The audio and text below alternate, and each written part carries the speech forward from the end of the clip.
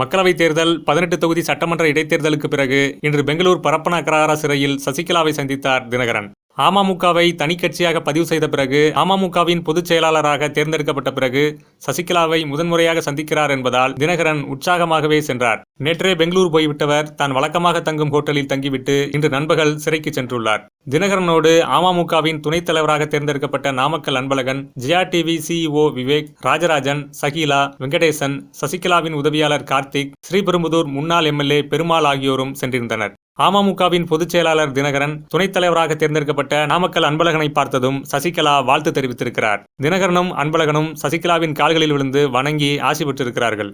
சசிகலாவிடம் அமமுகவை பதிவு செய்தது பற்றியும் பரிசுப்பட்டி சின்னம் கேட்டு அளித்திருக்கிற மனு பற்றியும் தினகரன் விளக்கியிருக்கிறார். கொஞ்ச நேரம் இது பற்றி கேட்டுக்கொண்டு தலையாட்டிய சசிகலா, தேர்தல் அனுபவம் எப்படி இருந்துச்சு, மக்கள் கிட்ட நமக்கு ஆதரவு எப்படி இருக்கு, ரிசல்ட் என்ன வரும் என்றெல்லாம் தினகரனிடம் கேட்டிருக்கிறார். அதுவும் குறிப்பாக மோடி வருவாரா மாட்டாரா என்று கேட்டாராம் சசிகலா. அவரது ஒவ்வொரு கேள்விக்கும் பதில் சொல்லியிருக்கிறார் தினகரன். மோடி திரும்ப ஆட்சிக்கு வரமாட்டார் என்று தினகரன் சொன்னதும் அவ்வளவு சந்தோஷமாம் சசிகலாவின் முகத்தில். தொடர்ந்து எடப்பாடிக்கு அசெம்பிளியில போதுமான சீட் கிடைக்காது என்று தினகரன் சொல்ல, அப்படின்னா கவர்மெண்ட் கவுந்துடுமா என சசிகலா கேட்டிருக்கிறார்.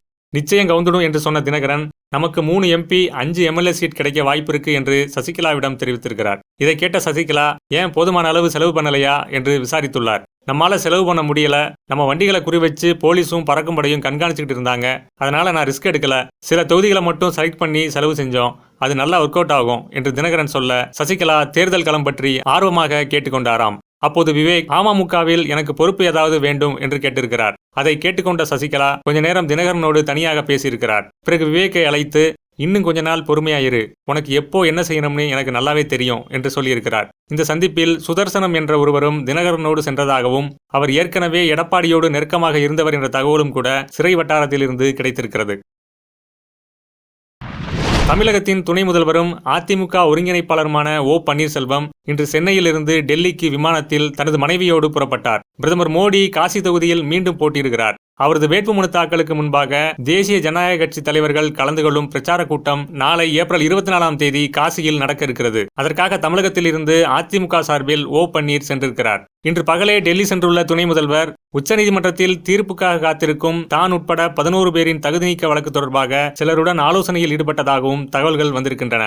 மோடியிடம் சில மாதங்களாக நெருக்கமாக இல்லை என்ற செய்திகளை உடைக்கும் வண்ணமே காசி நிகழ்ச்சியில் பங்கேற்கிறாராம் O. பன்னீர். மின்னம்பலம் யூடியூப் பேஜை சப்ஸ்கிரைப் பண்ணுங்க.